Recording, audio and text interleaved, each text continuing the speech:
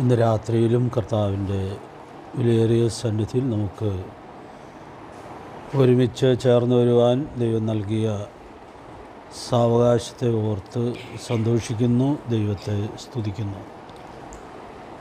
കഴിഞ്ഞ ക്ലാസ്സിൽ നാം മഹാനിയോഗം എന്ന വിഷയത്തിൽ അതിൻ്റെ വിഷയ വിശകലനത്തിലേക്ക് വരുവാൻ ഇടയായിട്ട് തീർന്നിരുന്നു. അതിലാദ്യത്തെ കാര്യമാണ് നാം കഴിഞ്ഞ ക്ലാസ്സിൽ ഓർക്കുവാൻ ഇടയായിട്ട് തീർന്നത്. പോയി പ്രസംഗിക്കണം എന്നുള്ളത് കർത്താവ് നൽകിയ വിലപ്പെട്ട കൽപ്പനയാണ് എന്നുള്ളത് നമ്മൾ കാണുകയുണ്ടായി.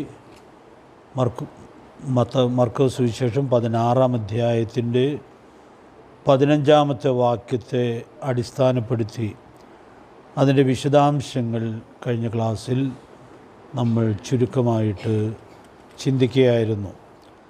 അത് നമ്മൾ പ്രധാനമായിട്ടും ഓർത്ത ഒരു കാര്യം, ഭൂലോകത്തിലെല്ലായിടത്തും പോയി സകല സൃഷ്ടിയോടും സുവിശേഷം പ്രസംഗിപ്പിൻ എന്ന കൽപ്പനയാണ് കർത്താവ് നൽകിയത്.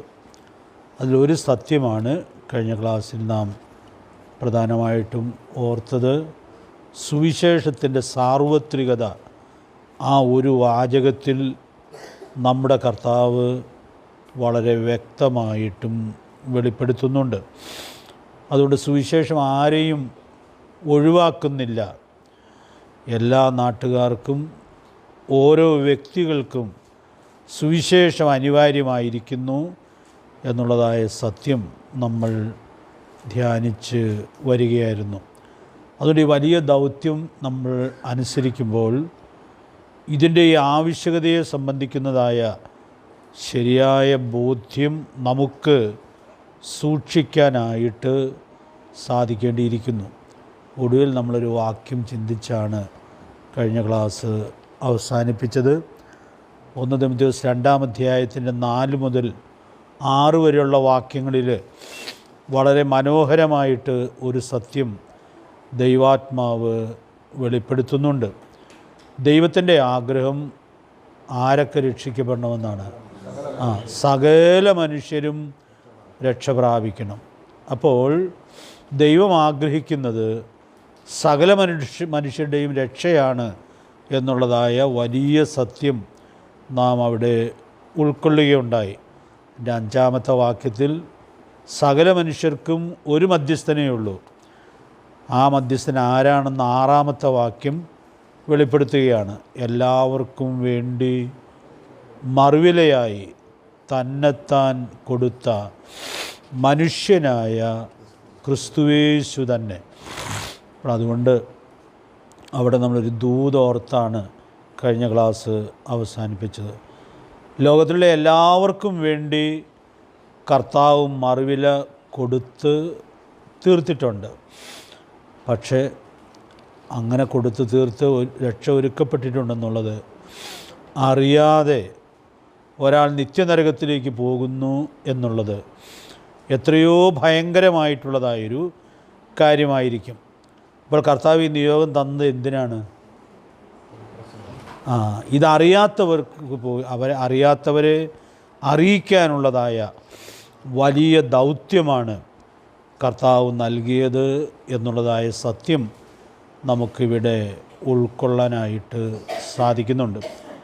വില്യം ബൂത്ത് എന്ന ദൈവദാസൻ പറഞ്ഞ, അദ്ദേഹം ഒരു സുവിശേഷ പ്രസ്ഥാനത്തിൻ്റെ തുടക്കക്കാരനാണ്. അദ്ദേഹം പറഞ്ഞിട്ടുള്ളതായൊരു വിശദീകരണം ഇവിടെ ചേർത്ത് ഓർക്കാവുന്നതാണ്. അദ്ദേഹം പറഞ്ഞൊരു സ്റ്റേറ്റ്മെൻറ്റ്, എൻ്റെ പ്രവർത്തകരെ സാധിക്കുമെങ്കിൽ ചില നിമിഷം നിത്യനരകത്തിൻ്റെ മുകളിൽ നിർത്താൻ കഴിയുമായിരുന്നെങ്കിൽ നിർത്തിയിട്ട് വയലിലേക്ക് അയക്കുമായിരുന്നു എന്ന് അദ്ദേഹം പറഞ്ഞിട്ടുണ്ട്. എന്ന് പറഞ്ഞാൽ ഈ ദൗത്യവുമായിട്ട് നമ്മൾ പോകുമ്പോൾ ആ വലിയ ഗൗരവത്തോടെ അത് ഉൾക്കൊള്ളാനായിട്ട് സാധിക്കണം. ക്രിസ്തുവിനെ കൂടാതെ നിത്യനരകത്തിലേക്ക് പോകുന്ന ആളുകൾ, അവർക്കും വേണ്ടി മറുവിലയായി തീർന്ന നമ്മുടെ കർത്താവ്. അതുകൊണ്ട് ആ വലിയ സത്യത്തിൻ്റെ ഉൾക്കാഴ്ചയോടുകൂടി നമ്മുടെ കർത്താവ് തന്ന നിയോഗത്തോടുള്ള അനുസരണം സൂക്ഷിക്കുവാൻ കർത്താവ് നമുക്കേവർക്കും കൃപ നൽകട്ടെ. ആ വാക്യത്തിൽ നിന്ന് ചില പ്രയോഗങ്ങൾ കൂടി നാം ഒന്ന് ചിന്തിക്കണം എന്ന് ആഗ്രഹിക്കുകയാണ്. കർത്താവ് ആ കൽപ്പന കൊടുക്കുമ്പോൾ പറഞ്ഞ ഈ വാക്കുകൾ വളരെ പ്രധാനപ്പെട്ടതാണ്. പോയി പ്രസംഗിക്കണം എന്ന് പറഞ്ഞാൽ എവിടെയെങ്കിലും ആളുകൾ വിളിച്ചുകൂട്ടി പ്രസംഗിച്ചാൽ പോരാ, പിന്നെ പോയി പ്രസംഗിക്കണം. അതാ നിയോഗത്തിൽ വളരെ കൃത്യമാണല്ലോ. ഭൂലോകത്തിൽ എല്ലായിടത്തും പോയി സകല സൃഷ്ടിയോട് സുവിശേഷം പ്രസംഗിപ്പിൻ. അപ്പോൾ അതുകൊണ്ട് ഈ പ്രയോഗം അതിൽ തന്നെ വളരെ പ്രധാനപ്പെട്ടതായൊരു സത്യം വെളിപ്പെടുത്തുകയാണ്. ഞാനിതിൻ്റെ ഒരു അർത്ഥവ്യക്തതയ്ക്ക് വേണ്ടി യോഹന്നാൻ്റെ സുവിശേഷം മൂന്ന് അധ്യായങ്ങളിലുള്ളതായ ചരിത്ര സംഭവം ഒന്ന് താരതമ്യപ്പെടുത്താം എന്ന് വിചാരിക്കുകയാണ്. യോഹന്നാൻ്റെ സുവിശേഷം 3-ാം അധ്യായത്തിൽ രക്ഷിക്കപ്പെട്ട ഒരു വ്യക്തിയെ നമ്മൾ കാണുന്നുണ്ട്. ആരാണ്? നിക്കോദോമസ്. അദ്ദേഹം കർത്താവിൻ്റെ അടുക്കലേക്ക് വന്ന് സുവിശേഷം കേട്ട വ്യക്തിയാണ്. അതിൻ്റെ വിശദാംശങ്ങളൊക്കെ നമ്മൾ ധാരാളം ഓർത്തിട്ടുണ്ട്. അത് ഈ ക്ലാസ്സിൽ നമ്മൾ ചിന്തിക്കണമെന്ന് ആഗ്രഹിക്കുന്നില്ല. അദ്ദേഹം രാത്രിയിലാണ് കർത്താവിൻ്റെ അടുക്കൽ വന്നത്. അധികം പേരും പറയാറുള്ളത് വേറെ ആരും കാണാതിരിക്കാൻ രാത്രിയിൽ വന്നു എന്നൊക്കെയാണ്. പക്ഷെ ഒരിക്കലൊരു ദൈവദാസൻ പ്രസംഗിച്ചപ്പോൾ ഇങ്ങനെയൊരു വിശദീകരണം പറയുന്നത് കേട്ടത് ഒരു പുതുമയായിട്ട് തോന്നി. അദ്ദേഹം രാത്രിയിൽ വന്നത് കർത്താവിനെ പോയി കാണണം എന്നുള്ള ആവശ്യബോധം ഉണ്ടായി. നേരം വെളുക്കുന്നവരെ കാത്തിരിക്കാൻ പറ്റാത്തതുകൊണ്ട് രാത്രിയിൽ തന്നെ വന്നതാണ് എന്നൊരു വിശദീകരണം ആ യോഗത്തിലൊരു ദൈവദാസൻ പറയുകയുണ്ടായി. തെറ്റോ ശരിയോ എന്തോ ആകട്ടെ, ഒരു കാര്യം ശരിയാണ്. തൻ്റെ നിലയ്ക്ക് കർത്താവിൻ്റെ അടുക്കിലേക്ക് വരാൻ പാടില്ലാത്തതാണ്. പക്ഷേ കർത്താവിനെ മനസ്സിലാക്കണമെന്നുള്ളതായ, കർത്താവിനോട് സംസാരിക്കണമെന്നുള്ളതായ വലിയ ആഗ്രഹത്തോടെ, തീവ്രമായ ആഗ്രഹത്തോടെ നിക്കോദോമസ് രാത്രിയിൽ കർത്താവിനടുക്കൽ വന്ന് കർത്താവിനെ സന്ധിക്കുന്നു എന്നുള്ളതാണ് നമുക്കവിടെ ഉൾക്കൊള്ളാനായിട്ട് സാധിക്കുന്നത്. അപ്പോൾ അങ്ങനെ വന്ന് സുവിശേഷം കേട്ടൊരു വ്യക്തിയാണ് നിക്കോദോമസ്. പക്ഷെ 4-ാം അധ്യായത്തിൽ രക്ഷിക്കപ്പെട്ട ഒരാളുണ്ട്. അവരാരാണ്? ശമര്യക്കാരത്തി സ്ത്രീയാണ്. അവൾ ഉച്ചസമയത്ത് വെള്ളം കോരാൻ വന്നത് തന്നെ വേറെ ആരും ഇല്ലാത്ത സമയം നോക്കി വന്നതാണെന്നാണ് പൊതുവെ വിചാരിക്കുന്നത്. അവളൊരിക്കലും കർത്താവിനെ ഒന്ന് പോയി കണ്ടുകളയാം എന്ന് വിചാരിക്കാനുള്ള യാതൊരു സാധ്യതയും ഇല്ല. വേറെ മനുഷ്യരെ പോലും കാണുന്ന കാര്യത്തിൽ അവൾക്ക് വലിയ താല്പര്യമില്ല.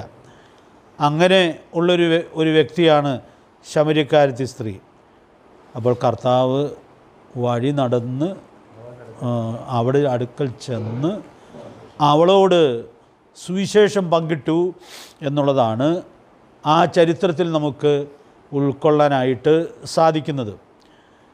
അവൾ സുവിശേഷം വിശ്വസിച്ചു എന്ന് മാത്രമല്ല, പിന്നെ അവളുടെ ഗ്രാമത്തിലുള്ള ആളുകളൊക്കെ വന്ന് കർത്താവിനെ അറിയാനും അങ്ങനെ വലിയൊരാത്മീക സന്ദർശനം അവൾ മുഖാന്തരം അവളുടെ ഗ്രാമത്തിലുണ്ടാകാനും മുഖാന്തരമായിട്ട് തീർന്നു എന്നുള്ളത് നമ്മൾ കാണുകയാണ്. താരതമ്യേന നിക്കോദോമസിനേക്കാൾ ഗുരുതരമായ പാപാവസ്ഥയിലുള്ള ആളാണ് ശമര്യക്കാരത്തി സ്ത്രീ. പാപം പെരുകിയെടുത്ത് കൃപ അത്യന്തം വർദ്ധിച്ചതാകാം. അവൾ മുഖാന്തരം അവളുടെ ഗ്രാമത്തിലുള്ള അനേകർ കർത്താവിനെ അറിയുവാൻ, കർത്താവിൻ്റെ അടുക്കൽ വന്ന് കർത്താവിൻ്റെ വചനം കേൾക്കുവാൻ, കൃപയിലേക്ക് വരുവാൻ മുഖാന്തരമായിട്ട് തീർന്നു എന്നുള്ളത് നമുക്കിവിടെ ഉൾക്കൊള്ളാനായിട്ട് സാധിക്കുന്നുണ്ട്. അപ്പോൾ അവളെ സന്ധിക്കാനായിട്ട് സാധിച്ചത് കർത്താവ് പോയി അവളെ കണ്ടു എന്നുള്ളത് കൊണ്ടാണ്. ഇനി അടുത്ത അധ്യായത്തിൽ നമ്മൾ വേറൊരാൾ കൃപയിലേക്ക് വന്നതായിട്ട് കാണുന്നുണ്ട്. അദ്ദേഹത്തിൻ്റെ പേര് നമുക്കറിയാൻ പാടില്ല, പക്ഷെ അദ്ദേഹത്തിൻ്റെ രോഗം നമുക്കറിയാം. എന്താണ് രോഗം? 38 വർഷമായിട്ട് പക്ഷപാത രോഗിയായി വളരെ ബലഹീനനായി കഴിഞ്ഞതായ ഒരു മനുഷ്യൻ. യേശുക്രിസ്തുവിൻ്റെ മനുഷ്യാവതാരത്തിന് മുമ്പ് അദ്ദേഹം രോഗിയായി തീർന്ന് ഈ കുളക്കരയിൽ വന്നതാണെന്നാണ് നമുക്ക് മനസ്സിലാക്കാനായിട്ട് സാധിക്കുന്നത്. അദ്ദേഹം ഒരു കാരണവശാലും കർത്താവിനെ കാണാൻ വരുമോ? കർത്താവിനെ കാണാൻ പോയിട്ട് അവിടെ തൻ്റെ വിശ്വാസപ്രകാരം ആ കുളത്തിലൊന്ന് ഇറങ്ങാൻ പോലുമുള്ള ശേഷി തനിക്കില്ല, തന്നെ അവിടെ ആക്കാൻ ആളും ഇല്ല. വളരെ നിസ്സഹായനായൊരു മനുഷ്യൻ. അപ്പോൾ എന്തുകൊണ്ട് കർത്താവ് അവനെ കണ്ടെത്താൻ ഇടയായിട്ട് തീർന്നു? ഒരൊറ്റ കാരണമേ ഉള്ളൂ. കർത്താവ് അവനെ അന്വേഷിച്ച് ബെഥെസ്ദ കുളക്കരയിലേക്ക് പോയി. അപ്പോൾ അതുകൊണ്ട് ഞാൻ അവിടെ ഈ 3 അധ്യായങ്ങളിലെ ചരിത്രം നാം ഉൾക്കൊള്ളുമ്പോൾ ഈ നിയോഗം കർത്താവ് കൊടുത്തതിൻ്റെ വളരെ കാതലായിട്ടുള്ളതായ കാരണം നമുക്ക് കാണാനായിട്ട് സാധിക്കും. പോയി പ്രസംഗിക്കണം. നിങ്ങൾ ഇരിക്കുന്നിടത്തേക്ക് വന്ന് വചനം കേൾക്കാനുള്ള സാധ്യത വളരെ കുറവാണ്. അത് സംഭവിക്കില്ല എന്നൊന്നും പറയാൻ പറ്റുകയില്ല. എന്നാൽ അത് താരതമ്യേന വളരെ കുറവാണ് എന്നുള്ളതായ വലിയ സത്യം നമുക്കവിടെ ഉൾക്കൊള്ളുവാനായിട്ട് സാധിക്കുകയാണ്. അതുകൊണ്ട് പ്രിയപ്പെട്ടവരെ, ഞാനിവിടെ ഓർപ്പിക്കാനായിട്ട് ആഗ്രഹിക്കുന്നതായ കാര്യം, നമ്മുടെ കർത്താവ് ഈ നിയോഗം കൊടുക്കുമ്പോൾ നിങ്ങൾ ഭൂലോകത്തിലൊക്കെയും പോയി സകല സൃഷ്ടിയോടും സുവിശേഷം പ്രസംഗിപ്പിൻ എന്നുള്ളതായ കൽപ്പനയാണ് നൽകിയത്. അതുകൊണ്ട് ഞാനിവിടെ ഇങ്ങനെ ഓർപ്പിക്കുകയാണ്. നിക്കോദോസ് മുഖാന്തരം വേറെ ആരെങ്കിലും വിശ്വാസത്തിൽ വന്നു എന്ന് എനിക്കറിയാൻ പാടില്ല. നിക്കോദോസ് തന്നെ ഈ അനുഭവത്തിലേക്ക് വന്നു എന്നുള്ളതിന് നമുക്കൊരു തെളിവ് കിട്ടുന്നത് കർത്താവിൻ്റെ മരണശേഷം കർത്താവിൻ്റെ സംസ്കാരത്തിന് വേണ്ടി അദ്ദേഹം അരിമത്യയിലെ യോസേപ്പിനോട് ചേർന്ന് പ്രവർത്തിക്കുന്നതായിട്ട് നമ്മൾ കാണുന്നുണ്ട്. അപ്പോൾ അതുകൊണ്ടാണ് ഈ കൃപയിലേക്ക് താൻ വന്നിരുന്നു എന്നുള്ളത് നമ്മൾ മനസ്സിലാക്കുന്നത്. പക്ഷേ പോയി നമ്മുടെ കർത്താവ് സന്ധിച്ചതായ ഈ ബെഥെസ്ദ കുളക്കരയിലെ രോഗിയെ പിന്നെ നമ്മൾ കർത്താവ് എവിടെ വെച്ചാൽ കണ്ടതെന്ന് നമ്മൾ ഓർക്കുന്നുണ്ടോ? സൗഖ്യം കിട്ടിയവനെ പിന്നെ കർത്താവ് രണ്ടാമതൊന്ന് കണ്ടായിരുന്നു. പിന്നെ കണ്ടതെന്ന് നമുക്കറിയാൻ പാടില്ല. രണ്ടാമത് കണ്ട കാര്യം നമ്മൾ വായിക്കുന്നുണ്ട്. എവിടെ വെച്ചാണ് കണ്ടത്? ദൈവാലയത്തിൽ വെച്ച് കണ്ടു. ദൈവാലയത്തിൽ വെച്ച് കണ്ടിട്ട് അവന് വളരെ പ്രധാനപ്പെട്ടൊരു ഉപദേശവും കർത്താവ് കൊടുത്തു. ഓർക്കൊണ്ടോ ഉപദേശം? അധികം തിന്മയായത് ഭവിക്കാതിരിപ്പാൻ ഇനി പാപം ചെയ്യരുത്. അപ്പോൾ അങ്ങനെ കൃപയിലേക്ക് വന്ന ആളുകൾക്ക് ഇനി പാപം ചെയ്യരുതെന്ന് കർത്താവ് നേരിട്ട് പ്രബോധനം കൊടുത്ത 2 വ്യക്തികൾ, ഒന്ന് 5-ാം അധ്യായത്തിലെ ഈ പക്ഷവാത രോഗിയായിരുന്ന ഈ മനുഷ്യനും, പിന്നെ 8-ാം അധ്യായത്തിൽ കാണുന്ന പാപിനിയായ ആ സ്ത്രീയും. അവളോടുമാണ് പിന്നെ കർത്താവ് പറഞ്ഞു, പോക, ഇനി പാപം ചെയ്യരുത്. അപ്പോൾ ഞാൻ ഓർപ്പിക്കാനായിട്ട് ആഗ്രഹിക്കുന്നതായ കാര്യം, കർത്താവ് പോയി സന്ധിച്ച ഈ ജീവിതങ്ങൾ എത്രയോ ശക്തമായ സുവിശേഷത്തിൻ്റെ വക്താക്കളായി പിന്നീട് നിന്നു എന്നുള്ളതായ കാര്യം നമുക്ക് ഈ ബന്ധത്തിൽ ചേർത്ത് ഓർക്കുവാനായിട്ട് സാധിക്കുകയാണ്. അതുകൊണ്ട് പ്രിയപ്പെട്ടവരെ, ഞാൻ ഇന്ന് രാത്രി ഇങ്ങനെ ഓർപ്പിക്കട്ടെ, പോയി പ്രസംഗിക്കുമ്പോൾ നമുക്ക് ആരെയും സന്ധിക്കാം. അപ്പോൾ എല്ലാവരെയും സന്ധിക്കത്തക്കവണ്ണം നമ്മുടെ കർത്താവ് ഈ കൽപ്പന വളരെ വിശാലമായ അർത്ഥത്തിൽ നൽകി എന്നുള്ളതാണ് നമുക്കിവിടെ ഉൾക്കൊള്ളാനായിട്ട് സാധിക്കുന്നത്. ഞാനിവിടെ ഒരു കാര്യം ചേർത്ത് പറഞ്ഞ് ആ ഭാഗത്ത് നിന്ന് മുമ്പോട്ട് നീങ്ങാം എന്നാഗ്രഹിക്കുകയാണ്. പോകാനായിട്ട് നമുക്ക് ഒത്തിരി മാതൃകകൾ ഉണ്ട്. ഏറ്റവും നല്ല മാതൃക ആരുടെ മാതൃകയാണ്? നമ്മുടെ കർത്താവിൻ്റെ മാതൃകയാണ്. നമ്മുടെ കർത്താവ് നമ്മുടെ രക്ഷിതാവായിട്ട് തീരുമ്പോൾ കർത്താവ് വന്നിടത്തോളം നമുക്കാർക്കും പോകേണ്ട ആവശ്യം വരികയില്ല. ക്രിസ്തുയേശു പാപികളെ രക്ഷിപ്പാൻ ലോകത്തിൽ വന്നു.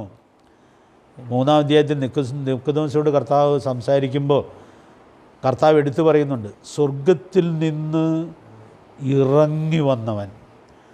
അപ്പോൾ പ്രിയപ്പെട്ടവരെ, നമ്മെ രക്ഷിക്കേണ്ടതിന് വേണ്ടി ഈ ഭൂമിയിലേക്ക് സ്വർഗത്തിൻ്റെ എല്ലാ മഹിമകളും വിട്ടാണ് നമ്മുടെ കർത്താവ് ഇറങ്ങി വന്ന് നമ്മുടെ രക്ഷിതാവായിട്ട് തീർന്നത്. അപ്പോൾ അതുകൊണ്ട് കർത്താവിൻ്റെ സുവിശേഷവുമായിട്ട് നമ്മൾ പോകുമ്പോൾ ചില അസൗകര്യങ്ങളോ ചില ചെറിയ ത്യാഗങ്ങളോ ഒക്കെ ആവശ്യമായിട്ട് വരാം. അത് പക്ഷെ കണക്കാക്കാനായിട്ട് ആവശ്യമില്ല. നമ്മുടെ കർത്താവ് ഈ ഭൂമിയിലേക്ക് വന്നതിന് എന്തോ ഒരു വലിയ ത്യാഗമാണ് കർത്താവ് ഏറ്റെടുക്കുവാൻ ഇടയായിട്ട് തീർന്നത്. അപ്പം അതുകൊണ്ട് പോയി പ്രസംഗിക്കാനുള്ളതായ നിയോഗം അനുസരിക്കുമ്പോൾ ഏത് ത്യാഗവും ഏറ്റെടുക്കാനുള്ളതായ സമർപ്പണമാണ് അവിടെ നമുക്ക് ഉൾക്കൊള്ളാനായിട്ട് കഴിയുന്നത്. ഇനി അപ്പോസ്തലപ്രവൃത്തികളുടെ പുസ്തകത്തിലേക്ക് വരൂ. അപ്പോസ്തലന്മാർ വരുത്തി പ്രസംഗിച്ചത് വളരെ കുറച്ച് സാഹചര്യത്തിലാണ്. എല്ലാവരോടും എല്ലാ സാഹചര്യത്തിലും പോയി പ്രസംഗിക്കുകയായിരുന്നു. പൗലോസിൻ്റെ ശുശ്രൂഷയെക്കുറിച്ച് നമ്മൾ വായിക്കുന്നത് പൗലോസിൻ്റെ സുവിശേഷ യാത്രകളാണ്. അപ്പോൾ ആ യാത്രകളിലൂടെ ഏതെല്ലാം സ്ഥലങ്ങളിൽ കടന്നു ചെന്ന് ഈ സുവിശേഷത്തിൻ്റെ ദൗത്യം നിർവഹിക്കുവാൻ ഇടയായിട്ട് തീർന്നു എന്നുള്ളത് നമുക്ക് കാണാനായിട്ട് സാധിക്കുന്നുണ്ട്. ഞാനിങ്ങനെ പറയട്ടെ, നമ്മുടെ കർത്താവിൻ്റെ മനോഹരമായ മാതൃക നമുക്ക് ഉൾക്കൊണ്ടാൽ കർത്താവ് അയക്കുന്ന ഏത് സ്ഥലത്തും പോകാം. അപ്പോസ്തലന്മാരുടെ മാതൃക ഉൾക്കൊള്ളാൻ ഇടയായിട്ട് തീർന്നാൽ കർത്താവ് പ്രകാശം നടത്തുന്ന ഏത് സ്ഥലത്തും പോയി പ്രസംഗിക്കാനുള്ളതായ ഈ ദൗത്യം വിശ്വസ്തമായി നിർവഹിക്കുവാനായിട്ട് നമുക്ക് സാധിക്കും. ദൈവത്തിൻ്റെ ആത്മാവ് അതിനാവശ്യമായ ദൈവകൃപ നമുക്കെല്ലാവർക്കും നൽകട്ടെ. അതുകൊണ്ട് ഈ സുവിശേഷവുമായിട്ട് പോകാനുള്ളതായ ആ വലിയ ദൗത്യം ഏറ്റെടുക്കാനായിട്ട് കർത്താവ് നമ്മുടെ ഹൃദയങ്ങളെ ഒരുക്കട്ടെ. മറ്റൊരു സത്യം കൂടി ഞാൻ അവിടെ ചേർത്ത് ഓർപ്പിക്കാനായിട്ട് ആഗ്രഹിക്കുന്നത്, ആരാണ് പോയി പ്രസംഗിക്കേണ്ടത്?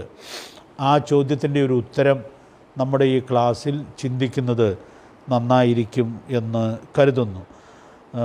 ഇതിൻ്റെ ഉത്തരം നിങ്ങൾക്ക് അറിയാമായിരിക്കാം. മർക്കോസ് സുവിശേഷം 3-ാം അധ്യായത്തിൻ്റെ 13 മുതൽ 15 വരെയുള്ള വാക്യങ്ങളിൽ നമ്മുടെ കർത്താവ് പ്രസംഗിക്കാനായിട്ട് അയക്കുന്നത് നമ്മൾ കാണുന്നുണ്ട്.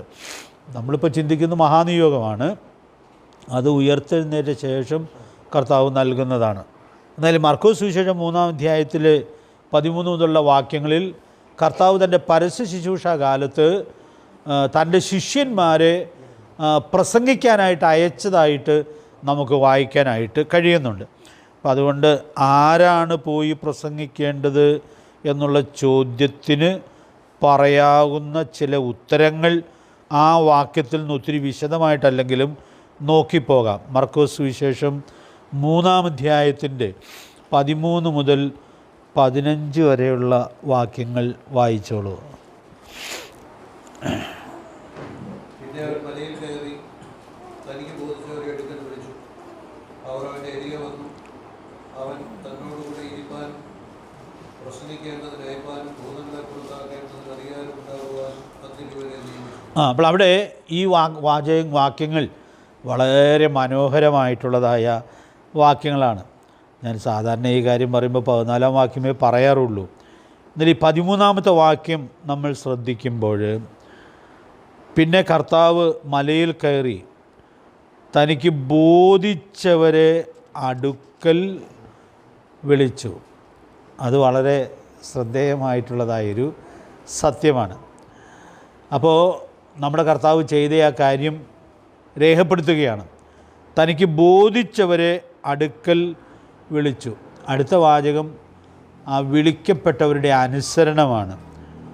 അവർ അവൻ്റെ അരികെ വന്നു. അപ്പോൾ നമ്മുടെ കർത്താവ് തനിക്ക് ബോധിച്ചവരെ വിളിക്കുമ്പോൾ അവർ വളരെ സന്തോഷത്തോടു കൂടി കർത്താവിൻ്റെ അരികെ വരുന്നതായിട്ട് നമ്മൾ കാണുന്നുണ്ട്. അങ്ങനെ വിളിച്ചവരെല്ലാവരും വന്നിട്ടുണ്ടോ കർത്താവിൻ്റെ അടുത്ത്? എല്ലാവരും വന്നിട്ടില്ല. ചിലരോടൊക്കെ എന്നെ അനുഗമിക്കാമെന്ന് പറഞ്ഞപ്പോൾ അവർ വേറെ പല തടസ്സങ്ങളുമൊക്കെ പറഞ്ഞു. ഒരാൾ അപ്പനെ കുഴിച്ചിട്ടിട്ട് വരട്ടെ എന്ന് പറഞ്ഞു. അപ്പൻ്റെ കാലം കഴിഞ്ഞിട്ട് വരാമെന്ന് അവൻ പറഞ്ഞു. അടുത്തവൻ പറഞ്ഞു വീട്ടുകാരോട് യാത്ര പറഞ്ഞിട്ട് വരാം എന്ന് പറഞ്ഞാൽ വീട്ടുകാരെ അനുവദിക്കുകയാണെങ്കിൽ വരാം. അപ്പോൾ വീട്ടുകാരോട് യാത്ര പറയാമെന്ന് പോവാട്ടോ എന്ന് പറയാൻ മാത്രമല്ല, അവരും കൂടെ സമ്മതിക്കുകയാണെങ്കിൽ വരാം. അപ്പോൾ കർത്താവിനെ അനുഗമിക്കാൻ നേരിട്ട് വിളി കിട്ടിയെങ്കിലും അവർക്കത് പ്രയോജനപ്പെടുത്താനായിട്ട് കഴിഞ്ഞില്ല എന്ന് നമ്മൾ കാണുകയാണ്. അപ്പോൾ ഞാൻ ആ വേദഭാഗം ഓർത്തപ്പോഴാണ് ഇവർ വളരെ കൃപയനുഭവിച്ച ആളുകളാണ്. കാരണം കർത്താവ് തനിക്ക് ബോധിച്ചവരെ വിളിച്ചു, അവർ അവൻ്റെ അരികെ വന്നു.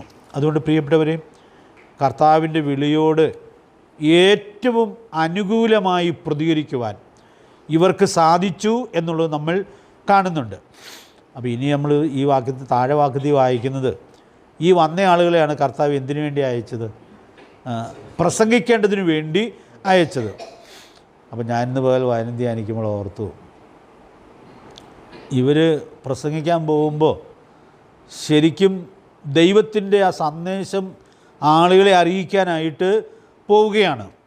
വേറെ അർത്ഥത്തിൽ പറഞ്ഞാൽ സ്വർഗരാജ്യത്തിന് വേണ്ടി ചിലരെ വിളിക്കാനായിട്ട് ഇവർ ആ വലിയ ദൗത്യവും ഏറ്റെടുത്ത് പോവുകയാണ്.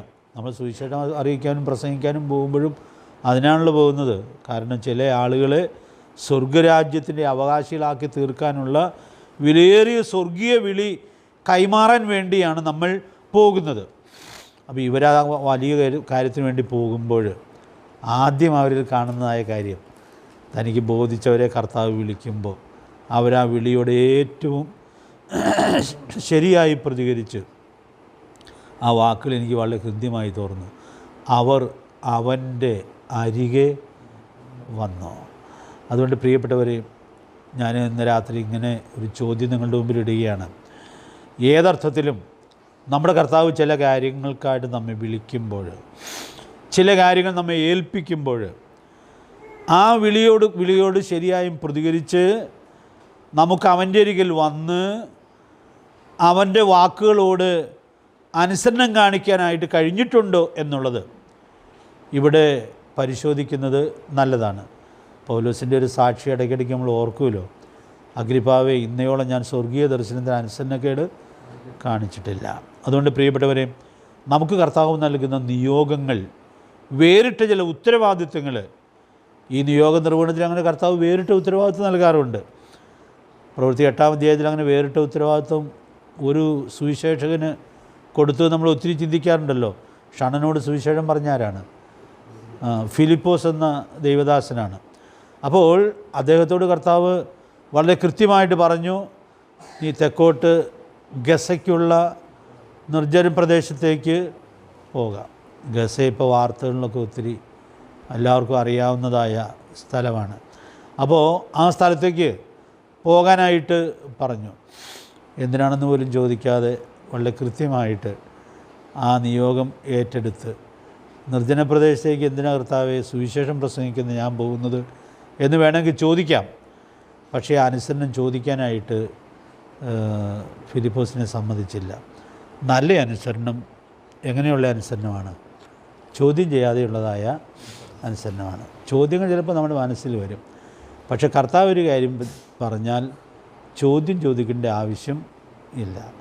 കർത്താവ് എന്ത് പറയുന്നുവോ അത് അതുപോലെ അനുസരിക്കാനായിട്ട് സാധിക്കണം. അപ്പോൾ ഞാനിപ്പോൾ പറഞ്ഞു വരുന്നതായ കാര്യം, ഇവർ കർത്താവിനോട് അനുസരണം കാണിച്ചു വന്നു. ഇവരാണ് അനേകരുടെ അടുക്കിലേക്ക് പ്രസംഗിക്കാനായിട്ട് കർത്താവ് അവരെ അയക്കുമ്പോൾ സ്വർഗരാജ്യത്തിനു വേണ്ടി ആളുകളെ വിളിക്കാനായിട്ട് അയക്കുന്നത്. അപ്പോൾ അതുകൊണ്ട് ഞാൻ ഇന്ന് രാത്രി ഒരു കാര്യം ഓർപ്പിക്കുക, ഈ സ്വർഗരാജ്യത്തിന് വേണ്ടി ആളുകളെ വിളിക്കാനായിട്ട് കർത്താവ് വിടണമെങ്കിൽ അവരെന്തുള്ള ആളുകളായിരിക്കണം? അവരാദ്യം അനുസരണമുള്ള ആളുകൾ ആയിരിക്കണം. അനുസരിക്കാത്ത ആളുകൾക്ക് അനുസരണം പ്രസംഗിക്കാനായിട്ട് കഴിയുകയില്ല.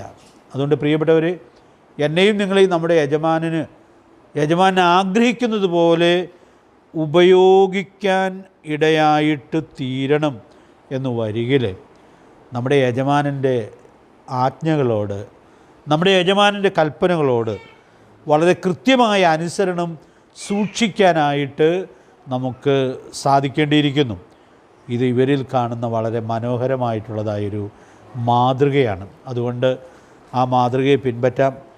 നമ്മളെ പല സ്ഥലത്തേക്കും ഒരുപക്ഷെ അയക്കാത്തതിൻ്റെ കാരണം കഴിഞ്ഞ നാളുകളിൽ നമ്മുടെ ഭാഗത്ത് വന്നതായ അനുസരണക്കേടോ കുറവുകളാണോ എന്നുള്ളത് പരിശോധിച്ച് കണ്ടെത്താനായിട്ട് കർത്താവ് നമുക്ക് കൃപ നൽകട്ടെ. കർത്താവ് തനിക്ക് ബോധിച്ചവരെ വിളിച്ചതിന് 3 ഉദ്ദേശങ്ങൾ ഉണ്ടായിരുന്നു. അതിലൊരു ഉദ്ദേശമാണ് നമ്മുടെ ഈ പഠനത്തിലെ ഏറ്റവും പ്രസക്തമായിട്ടുള്ളത്. 3 ഉദ്ദേശങ്ങൾ ഞാനൊന്ന് പറയും. എങ്കിലും ഇതിനോട് ഏറ്റവും പ്രസക്തമായിട്ടുള്ളതായ ഒരു ഉദ്ദേശമുണ്ട്. അതെന്താണ്? 14-ാം വാക്യത്തിൽ അതുണ്ട്. അവൻ തന്നോട് കൂടെ ഇരിപ്പാൻ. അപ്പോൾ തന്നോട് കൂടെ ഇരിക്കുന്നവരാണ് പ്രസംഗിക്കാനായിട്ട് പോകേണ്ടത്. അപ്പം നമ്മുടെ ചോദ്യത്തിൻ്റെ ഉത്തരം അവിടെയുണ്ട്. ആരാണ് പോയി പ്രസംഗിക്കേണ്ടത്? ഒരു ഉത്തരം നമുക്ക് ഇവിടുന്ന് പറയാം. കർത്താവിനോട് കൂടെ ഇരിക്കുന്നവരാണ് പോയി പ്രസംഗിക്കേണ്ടത്. അപ്പം അതുകൊണ്ട് ഞാനിവിടെ ഓർപ്പിക്കുകയാണ്, കർത്താവിനോട് കൂടെ ഇരിക്കാൻ സമയമില്ലാത്ത തിരക്ക് അത് ദൈവികമാകാനുള്ള സാധ്യത ഇല്ല. അപ്പം അതുകൊണ്ട് നാം കർത്താവിനോട് കൂടെ ഇരിക്കുന്നു എന്നുള്ളത് വളരെ സൂക്ഷ്മതയോടെ ഉറപ്പാക്കാനുള്ളതായ ആവശ്യകതയുണ്ട്. അതുകൊണ്ട് ഇന്ന് രാത്രിയിൽ ഞാൻ ഓർപ്പിക്കാനായിട്ട് ആഗ്രഹിക്കുന്ന കാര്യം, നമ്മുടെ കർത്താവിന് നമ്മെ രക്ഷിച്ചപ്പോൾ നമ്മുടെ കർത്താവിനുള്ള വലിയ ആഗ്രഹം നാം നമ്മുടെ കർത്താവിനോട് കൂടെ ഇരിക്കണം. ഇപ്പം ഇവിടെ ഞാനൊരു സത്യം ഒന്ന് ചേർത്ത് പറയുകയാണ്. എന്തിനാ കർത്താവിനോട് കൂടെ ഇരിക്കുന്നത്? വേറെ പല കാര്യങ്ങൾ കാണുമായിരിക്കാം. ഏറ്റവും പ്രധാനപ്പെട്ടൊരു കാര്യം, കർത്താവിനോട് കൂടെ ഇരിക്കുന്നവർക്ക് കർത്താവിൻ്റെ നല്ല ഹൃദ്യമായ കൂട്ടായ്മ ആസ്വദിക്കാനായിട്ട് സാധിക്കും. അപ്പോൾ നമ്മൾ ഒരിടം കടന്ന് ഈ പ്രസംഗം പറയുക എന്നുള്ളതല്ല പ്രധാനപ്പെട്ടതായ ദൗത്യം. പിന്നെയോ അതിനു മുമ്പ് കർത്താവിനോട് കൂടെ ഇരുന്ന് ആ ഹൃദ്യമായ കൂട്ടായ്മയെ ആസ്വദിക്കാനായിട്ട് സാധിക്കണം. ഞാനിന്ന് പകൽ ഒരർത്ഥത്തിൽ ഈ വാചകം ഒത്തിരി ആസ്വദിക്കുവാൻ ഇടയായിട്ട് തീർന്ന വാചകമാണ്. 1-2 വാക്യങ്ങൾ ഞാൻ ചേർത്ത് പറയാം. നല്ല പരിചയമുണ്ടായതുകൊണ്ട് ഞാനങ്ങ് പറഞ്ഞു പോകാം എന്ന് കരുതുകയാണ്.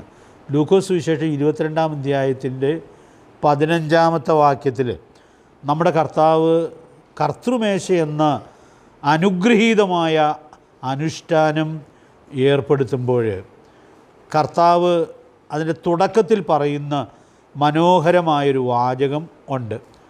അവൻ അവരോട്, ഞാൻ കഷ്ടമനുഭവിക്കും മുമ്പേ ഈ പെസഹ നിങ്ങളോട് കൂടെ കഴിപ്പാൻ വാഞ്ചയോടെ ആഗ്രഹിച്ചു. നമ്മൾ പലപ്പോഴും ആ വാക്യം കർത്തൃമേശയെക്കുറിച്ച് ചിന്തിക്കുമ്പോൾ ഓർക്കാറുണ്ട്. അപ്പോൾ അവിടെ ശിഷ്യന്മാരോടുകൂടെ കർത്താവ് പെസഹ ആചരിക്കാൻ ഒരുമിച്ച് കൂടിയ കാര്യമാണ് നമ്മൾ കാണുന്നത്. പെസഹ ആചരിക്കാനായിട്ട് ശിഷ്യന്മാരല്ല മുൻകൈ എടുത്തത്. പിന്നെ കർത്താവ് മുൻകൈ എടുത്ത് ശിഷ്യന്മാരെ ആ കാര്യം ഫലമേൽപ്പിക്കുകയായിരുന്നു എന്ന് നമുക്ക് കാണാനായിട്ട് കഴിയുന്നുണ്ട്. അപ്പോൾ അങ്ങനെ ഒരുമിച്ചിരിക്കുമ്പോൾ കർത്താവ് പറയുകയാണ്, ഞാൻ കഷ്ടമനുഭവിക്കും മുമ്പേ ഈ പെസഹ നിങ്ങളോട് കൂടെ കഴിപ്പാൻ വാഞ്ചയോടെ ആഗ്രഹിച്ചു. ഇംഗ്ലീഷിലാ വാക്യം വായിക്കുന്നത്, വിത്ത് ഡിസയർ ഐ ഹാവ് ഡിസൈഡ് എന്ന് പറഞ്ഞാൽ ഒരു കാര്യം തന്നെ ആവർത്തിക്കുകയാണ്. വാഞ്ചിച്ചു എന്ന് പറഞ്ഞാൽ അതിൻ്റെ അർത്ഥം എന്താണ്? ആഗ്രഹിച്ചു. കർത്താവിടെ പറയാണ് വാഞ്ചയോടെ ആഗ്രഹിച്ചു എന്ന് പറഞ്ഞാൽ തൻ്റെ ഈ ശിഷ്യന്മാരോട് കൂടെയുള്ള ഈ കൂട്ടായ്മ നമ്മുടെ കർത്താവ് എത്ര ആഗ്രഹിക്കുന്നു എന്നുള്ളത് നമുക്കിവിടെ കാണാനായിട്ട് സാധിക്കുകയാണ്. നമ്മുടെ കർത്താവ് ആരാണ്? സ്വർഗത്തിൽ നിന്ന് ഇറങ്ങി വന്ന ദൈവപുത്രനാണ്. അപ്പോൾ ദൈവപുത്രനായ കർത്താവ് തൻ്റെ ശിഷ്യന്മാരോട് കൂടെ ഈ കൂട്ടായ്മ ആചരിക്കത്തക്കവണ്ണം ആഗ്രഹിച്ചു എന്നുള്ളത് എത്രയോ മനോഹരമായൊരു സത്യമാണ്. ചില നേതാക്കന്മാരുമൊക്കെ നാട്ടിൽ വരുമ്പോൾ ആളുകൾ അവരെ കാണാനായിട്ട് ഓടിക്കൂടുകയൊക്കെ ചെയ്യുന്നത് നമ്മൾ കാണാറുണ്ട്. പക്ഷെ അവരാരും നിങ്ങളെ കാണാനായിട്ട് ഞാൻ വാഞ്ചയോടെ ആഗ്രഹിച്ചാൽ വന്നതെന്നൊന്നും സാധാരണ അങ്ങനെ പറയാറില്ല. വന്നവരെ ആർക്കും പേഴ്സണലായിട്ട് അങ്ങനെ അറിയുകയും ചെയ്യുന്നത് വളരെ കുറവായിരിക്കും. പ്രിയപ്പെട്ടവരെ, ഇന്ന് രാത്രി ഞാൻ ഓർപ്പിക്കട്ടെ, നമ്മുടെ ഗുരുനാഥൻ എത്രയോ വ്യത്യസ്തനാണ്. ഇവർ സാമാന്യരായ ആളുകളാണ്, പഠിപ്പില്ലാത്ത ആളുകളാണ്. പക്ഷെ അവരോട് കർത്താവ് പറയുകയാണ്, ഈ പെസഹ നിങ്ങളോടുകൂടെ കഴിപ്പാൻ വാഞ്ചയോടെ ആഗ്രഹിച്ചു. അത് ഒരു വലിയ സത്യം നമ്മെ പഠിപ്പിക്കുവാൻ ഇടയായിട്ട് തീരുന്നുണ്ട്. നമ്മുടെ കർത്താവിന് നമ്മോടുള്ള കൂട്ടായ്മ വളരെ വിലപ്പെട്ടതാണ്, വളരെ വിലപ്പെട്ടതാണ്. പരിചയമുള്ള വേറൊരു വേദഭാഗം ഞാനൊന്ന് പറയാം. അത് വായിക്കേണ്ട, നമുക്ക് അതിൻ്റെ പരിചയമുണ്ട്, നമ്മൾ ആരാധനാലയത്തിലൊക്കെ വായിക്കാറുണ്ട്. ലൂക്കോസ് സുവിശേഷം 17-ാം അധ്യായത്തിൽ 10 കുഷ്ഠരോഗികൾക്ക് സൗഖ്യം കൊടുത്തല്ലോ കർത്താവ്. അതിൽ 9 പേരും മടങ്ങി വന്നില്ല നന്ദി പറയാൻ. ഒരുത്തൻ മടങ്ങി വന്നു. അവൻ ഏത് ജാതിക്കാരനായിരുന്നു? അവൻ ശമര്യക്കാരനായിരുന്നു. 17-ാം അധ്യായത്തിൻ്റെ 18-ാമത്തെ വാക്യത്തിലാണ് നാം അത് വായിക്കുന്നത്. അപ്പോൾ അവൻ മടങ്ങി വന്നു. അപ്പോൾ മടങ്ങി വന്നവനോടുള്ള നമ്മുടെ കർത്താവിൻ്റെ ആ സന്തോഷം നമുക്കവിടെ കാണാനായിട്ട് കഴിയുന്നുണ്ട്. ആ വാക്യം ഒന്ന് വായിക്കാമോ? 17-ാം അധ്യായത്തിൻ്റെ 18-ാമത്തെ വാക്യം.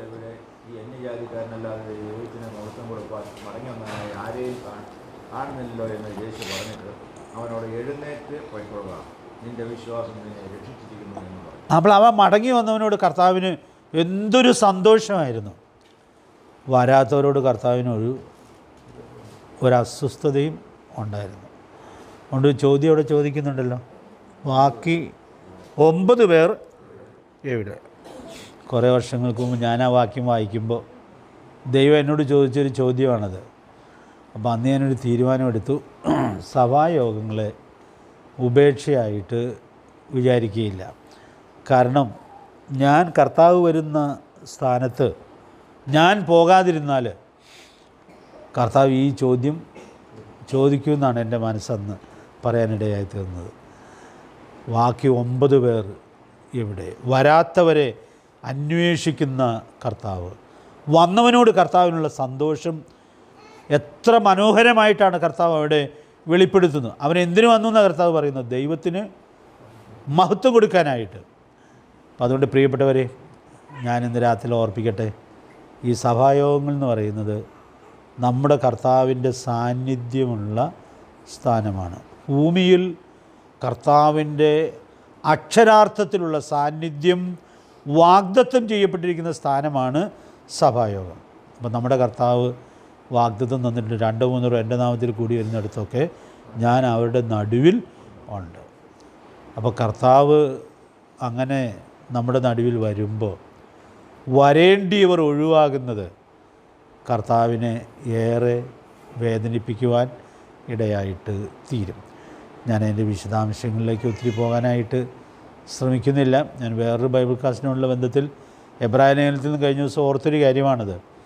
നമ്മൾ 10-ാം അധ്യായത്തിൽ ഒരു വാക്യം ഒത്തിരി സന്തോഷത്തോടെ പറയാറുണ്ട്. യേശു തൻ്റെ ദേഹമെന്ന തിരശീല കീറി നമുക്ക് ഒരു ജീവനുള്ള പുതുവഴി തുറന്നു എന്ന് പറഞ്ഞാൽ, കൃപാസനത്തിലേക്ക് ആണ്ടിലൊരിക്കൽ ഇസ്രായേലിലെ മഹാപുരോഹിതൻ മാത്രമേ കടക്കുകയുള്ളൂ. ഒരു തിരശീലയുണ്ട്, അത് കടന്നങ്ങ് പോകാൻ പറ്റുകയില്ല. വളരെ ഒരുക്കത്തോടു കൂടിയാണ് മഹാപുരോഹിതൻ കടന്ന് പോകുന്നത്. ആ തിരശീലയാണ് നമ്മുടെ കർത്താവ് ചീന്തിയതായിട്ട് നമ്മൾ കാണുന്നത്. തൻ്റെ ദേഹമെന്ന തിരശീല ചീന്തി ഒരു ജീവനുള്ള പുതുവഴി സൃഷ്ടിച്ചു. ഇത് പറഞ്ഞിട്ടാണ് സഭായോഗത്തിൻ്റെ കൽപ്പന നൽകുന്നത്. ചിലർ ചെയ്യുന്ന പോലെ നിങ്ങളുടെ സഭായോഗങ്ങൾ ഉപേക്ഷയായിട്ട് വിചാരിക്കരുത്. അപ്പോൾ പ്രിയപ്പെട്ടവരെ, നമുക്ക് കർത്താവ് തൻ്റെ മരണത്തിലൂടെ തുറന്നു തന്നതായ ആ ജീവനുള്ള പുതുവഴിയെ പ്രായോഗിക തലത്തിൽ നാം പ്രയോജനപ്പെടുത്തുന്നത് നാം ഒരുമിച്ച് കൂടുന്ന സഭായോഗങ്ങളിലാണ്. നമ്മുടെ സഭായോഗങ്ങൾ അതിൽ തന്നെ എത്രയോ മഹത്തരമാണ് എന്നുള്ളത് നാം കാണുകയാണ്. ഞാനിപ്പോൾ ഓർപ്പിക്കാനായിട്ട് ആഗ്രഹിക്കുന്ന കാര്യം, കർത്താവ് ഇവൻ മടങ്ങി വന്നതിലേറെ സന്തോഷിച്ചു, മടങ്ങി വരാത്തവരിൽ വേദനിക്കുകയും ചെയ്തു. അപ്പോൾ നമ്മുടെ കർത്താവ് സാധാരണക്കാരായ നമ്മോടുള്ളതായ കൂട്ടായ്മ എത്ര അഭിലഷിക്കുന്നു എന്നുള്ളത് നമുക്കിവിടെ ഉൾക്കൊള്ളാനായിട്ട് സാധിക്കുകയാണ്. അതുകൊണ്ട് പ്രിയപ്പെട്ടവരെ, നമുക്ക് ഈ വലിയ ഉൾക്കാഴ്ചയുടെ മഹത്വം ഉൾക്കൊള്ളാം. നമ്മുടെ കർത്താവിന് നമ്മോടുള്ള കൂട്ടായ്മ വേണം, തന്നോട് കൂടെ തൻ്റെ ശിഷ്യന്മാർ ഇരിക്കണം എന്നുള്ളതായ ആഗ്രഹം നമ്മൾ കാണുകയാണ്. മർക്കോസ് വിശേഷം 6-ാം അധ്യായത്തിൽ വരുമ്പോൾ ഇതിൻ്റെ ഒരു വിശദീകരണം ഒരു സംഭവത്തിൽ നമുക്ക് വായിക്കാനായിട്ട് കഴിയുന്നുണ്ട്. വായിച്ച് മാത്രം പോകാം. 6-ാം അധ്യായത്തിന് 31-32 വാക്യങ്ങൾ ഒന്ന് വായിച്ചേ. മർക്കോസ് 6-31-32 വാക്യങ്ങൾ.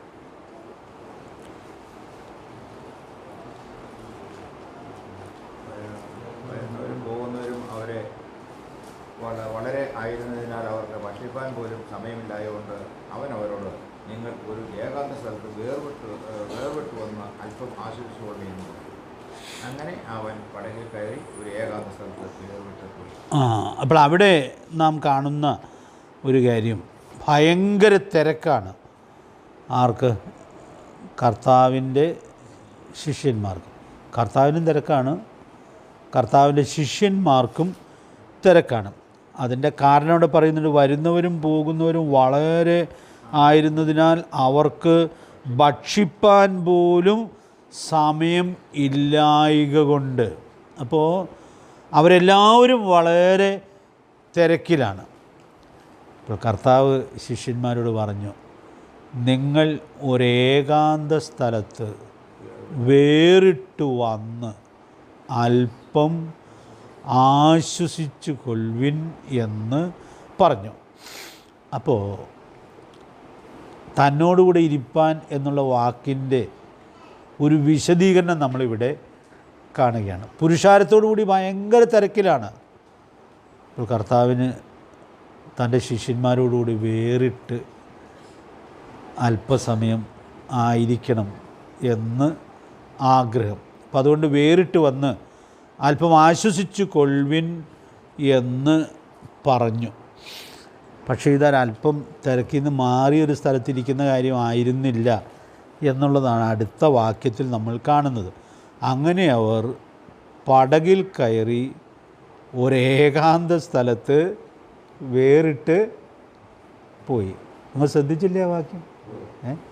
അപ്പോൾ കർത്താവ് ശിഷ്യന്മാരും കൂടെ പടകിൽ കയറി ഒരേകാന്ത സ്ഥലത്തേക്ക് പോയി, വേറിട്ട് ആശ്വസിക്കുവാൻ. ശിഷ്യന്മാരും കർത്താവും കൂടെ തനിച്ച് ഇരിക്കുവാൻ. അതുകൊണ്ട് ഞാനിന്ന് രാത്രിയിൽ ഈ വാക്യങ്ങൾ മുമ്പിൽ വെച്ച് ഒരു സത്യം ഓർപ്പിക്കുകയാണ്. നമുക്ക് എത്ര തിരക്കുണ്ടെങ്കിലും എത്ര ബന്ധപ്പാടുണ്ടെങ്കിലും നമ്മുടെ കർത്താവിനോട് കൂടെ തനിച്ച് ഇരിക്കണം. ഇരിക്കാതെ ശുശ്രൂഷകൾക്കായിട്ട് ബന്ധപ്പെടരുത്. അത് നമ്മുടെ കർത്താവ് പ്രശംസിക്കുന്നതായൊരു കാര്യം അല്ല. 2 സഹോദരിമാരുടെ കാര്യം, ബേഥാനിയിലെ വീട്ടിലെ സഹോദരിമാരുടെ കാര്യം നമുക്കറിയാമല്ലോ. ഒരാൾ ഭയങ്കര തിരക്കിലാണ്. ആരാണ്? മാർത്ത. മറിയ കർത്താവിനോട് കൂടെ ഇരിക്കുകയാണ്. അപ്പോൾ കർത്താവ് എന്താ പറഞ്ഞ്? അവൾ നല്ല അംശം തിരഞ്ഞെടുത്തു. നമ്മൾ കർത്താവിൻ്റെ ശിഷ്യന്മാരും ശിഷ്യകളുമാണ്. അതുകൊണ്ട് പ്രിയപ്പെട്ടവർ, നമ്മുടെ കർത്താവിനോട് കൂടെ വേറിട്ടിരിക്കുന്നു എന്നുള്ളത് സൂക്ഷ്മതയോടെ ഉറപ്പുവരുത്തുവാനായിട്ട് സാധിക്കട്ടെ. ഞാനിന്ന് ഈ വാക്യം വായിച്ചപ്പോൾ വേറൊരു സത്യം ഓർത്തു. അത് ഞാൻ ചേർത്തൊന്ന് പറയാം. 33-ാം വാക്യം നിങ്ങൾക്കൊന്ന് വായിക്കാമോ? മാർക്കോസ് എല്ലാ പട്ടണങ്ങളിൽ നിന്നും കാൽനടയായി അവിടേക്ക് ഓടി അവർക്ക് മുമ്പേ എത്തി.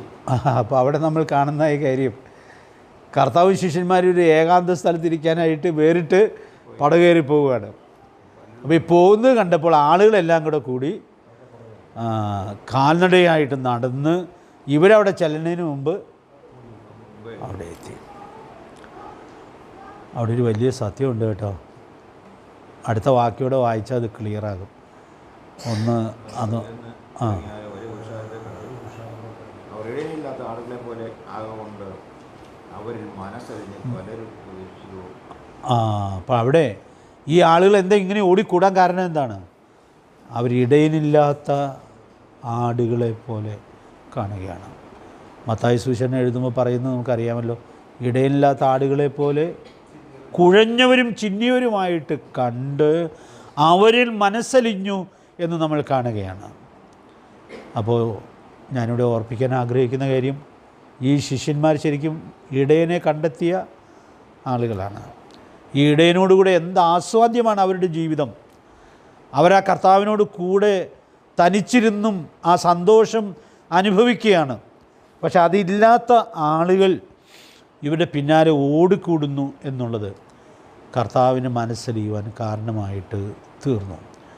അതുകൊണ്ട് ഞാൻ ഇന്ന് രാത്രി ഓർപ്പിക്കട്ടെ, ഇടയനെ കണ്ടെത്തി നമുക്ക് നമ്മുടെ ഇടയനോട് കൂടെ, നമ്മുടെ കർത്താവിനോട് കൂടെ വേറിട്ടിരുന്ന് തനിച്ചിരിക്കാനുള്ളതായ വലിയ ആവശ്യകതയുണ്ട് എന്നുള്ളതായ വലിയ സത്യം നമുക്കിവിടെ ഉൾക്കൊള്ളാനായിട്ട് കഴിയുന്നുണ്ട്.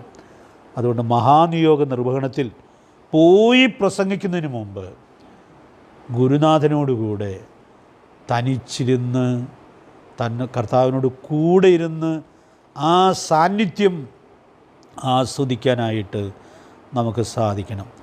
മാളികമുറിയിലെ പ്രസംഗത്തിൽ കർത്താവ് പറഞ്ഞൊരു വാചകം ഇവിടെ ചേർത്ത് ഓർക്കാം. യോഹന്നാൻ 15:27 വാക്യം നോട്ട് ചെയ്താൽ ഇട്ടാൽ മതി. നിങ്ങളും ആദ്യം മുതൽ എന്നോട് കൂടെ ഇരിക്കൊണ്ട് സാക്ഷ്യം പറയുവിൻ. ഈ സാക്ഷ്യം പറയുക എന്നുള്ളത് നിയോഗത്തിൽ പെട്ടതാണ്. പിന്നെ നമ്മളത് ചിന്തിക്കും. പക്ഷേ ഇവിടെ സാക്ഷ്യം പറയുമെന്ന് പറയുമ്പോഴും എന്തുകൊണ്ടാണ് സാക്ഷ്യം പറയാൻ പറയുന്നത്? നിങ്ങളും ആദ്യം മുതൽ എന്നോട് കൂടെ ഇരിക്കൊണ്ട്. അപ്പോൾ കൂടെ ഇരിക്കുന്നവർക്ക്, കർത്താവിനോട് കൂടെ തനിച്ചിരിക്കുന്നവർക്ക് പറയാനായിട്ട് ചില സാക്ഷ്യങ്ങൾ ഉണ്ട്. അതുകൊണ്ട് കർത്താവിനോട് കൂടെയുള്ള ഏകാന്തത നമ്മുടെ ആസ്വാദ്യതയായിട്ട് തീരേണ്ടിയിരിക്കുന്നു. ഇനി വേദപുസ്തകത്തിൽ ഈ ഏകാന്തത കർത്താവിനോടുകൂടി ആസ്വദിച്ച പലരുടെ ചരിത്രവും വാക്കുകളൊക്കെ ഉണ്ട്. നിങ്ങൾ ഈ ആഴ്ചയിലൊന്ന് ചിന്തിച്ചോളൂ, ചിലതൊന്ന് കണ്ടെത്താനായിട്ട് ശ്രമിച്ചോളൂ. ഞാനിവിടം വരെ വന്നപ്പോൾ നാഗൽ സാഹിബിൻ്റെ ഒരു പാട്ടിൻ്റെ ലൈനാണ് എൻ്റെ ഓർമ്മയിൽ വരാനിടയായിട്ട് തീർന്നത്. നമുക്കറിയാവുന്ന ലൈനാണ്, നമുക്ക് വേണമെങ്കിൽ അതൊന്ന് പാടാം. സാഹിപ്പാനൻ ബുദ്ധിഹീനതയും വാഹിപ്പാനൻ എല്ലാ ക്ഷീണതയും ലാളിപ്പാൻ പാലിപ്പാൻ ദൈവപുത്ര നീയല്ലാതാരുമില്ല. യേശു നാഥ ഞങ്ങൾക്കു നീയല്ലാതാരുമില്ല. യേശു നാഥ നീയല്ലാതാരുമില്ല.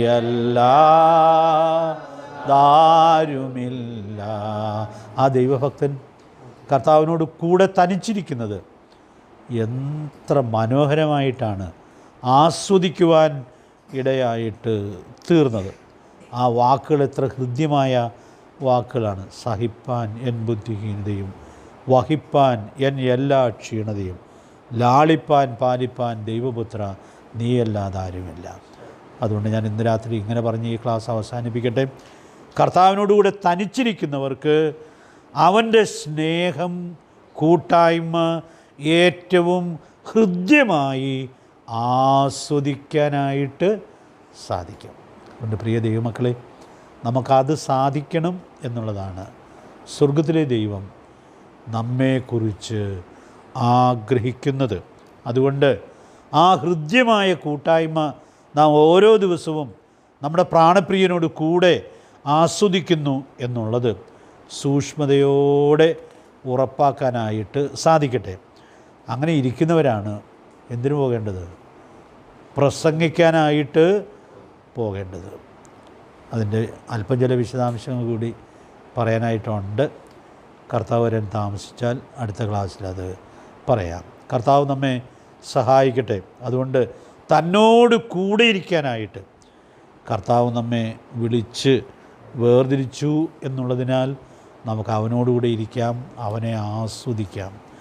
അവൻ്റെ മഹത്വം മറ്റുള്ളവരോട് പോയി പ്രസംഗിക്കാനുള്ളതായ വലിയ ദൗത്യം ഏറ്റവും അനുഭവവേദ്യമായിട്ട് നമുക്ക് സാധിക്കത്തക്കവണ്ണം ദൈവത്തിൻ്റെ പരിശുദ്ധാത്മാവ് നമുക്ക് ഏവർക്കും ധാരാളം ദൈവകൃപ നൽകട്ടെ.